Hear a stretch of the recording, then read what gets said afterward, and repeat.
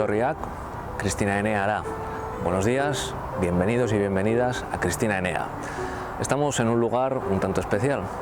Es la mansión que perteneció a Fermín Lasala y Collado y a su mujer Cristina Brunetti y Gayoso de los Cobos, ambos duques de Mandas y de Villanueva. ¿Qué se puede contar sobre ellos? ¿Por dónde podemos empezar? Quizás podríamos empezar hablando de cómo era San Sebastián en aquella época.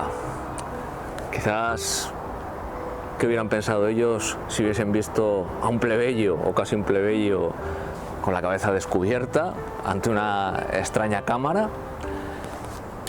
Era impensable para ellos en aquel San Sebastián también que alguien estuviese sin una gorra, por lo menos, aunque fuese una gorra proletaria como esta que yo llevo, en público.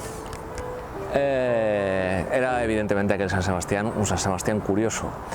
Era un San Sebastián que había sobrevivido a las guerras napoleónicas, pero de muy mala manera. Había sobrevivido tras un salvaje asalto por parte de las tropas anglo-portuguesas que arrasaron la ciudad en una serie de luctuosos detalles que no es cuestión de contar aquí porque no tenemos tiempo. Pero fue terrible. Posteriormente, un arquitecto e ingeniero militar de origen andoaindarra, Pedro Manuel de Ugartemendia, reconstruyó la ciudad en un periodo de un par de décadas. Más o menos en ese tiempo, Fermín Lasala y Collado, duque de Mandas, nació en el año 1832 y a partir de ahí aparece un conjunto neoclásico monumental que todavía podemos ver en la Alde Zaharra, parte vieja de Donosti hoy día. Todo ello debido fundamentalmente a Pedro Manuel de Ugartemendia. Es quizás uno de los conjuntos neoclásicos mejor conservados de toda Europa. En ese mundo, en ese ambiente, en esa ciudad que se reconstruía en ese estilo neoclásico, es donde nace Fermín Lasala y Collado, donde crecerá, con un pequeño paréntesis en Bayona, donde se educará debido a la Primera Guerra Carlista, del año 1833 al año 1839. Esa ciudad irá creciendo poco a poco y él, Fermín Lasala y Collado, futuro duque de Mandas y Villanueva, conseguirá hacerla más grande, conseguirá crear esta ciudad que hoy conocemos, esa especie de bombonera estilo Belle Époque. Cuando ella muere, cuando Cristina Brunetti y Gayoso de los Cobos, duquesa de Mandas y Villanueva, muere en el año 1914 y cuando él muere 3 años después, en el año 1917, se ha conseguido una ciudad que muchos consideran un pequeño París. Esa era la idea. A partir del año 1863 aproximadamente comienzan los ensanches. El primero es el ensanche Cortázar. En ese tiempo también Fermín Lasala y Collado, gran financiero, su mansión y su parque en el cual estamos lo dice, consigue también a través de crédito francés traer el ferrocarril hasta San Sebastián. Estaba dentro de los planes, digamos, de una pequeña comisión de notables locales de la gran burguesía y de la aristocracia donostiarra, convertir a San Sebastián en otro Biarritz, convertir a San Sebastián en otro Mónaco.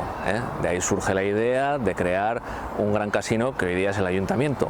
Un gran casino que, por cierto, supera incluso al de Mónaco, al que se quería imitar, o a muchos casinos de la costa vasca francesa que eran, digamos, el modelo que querían traer estos notables, Fermín Lasala y Collado el primero, a San Sebastián en aquella época.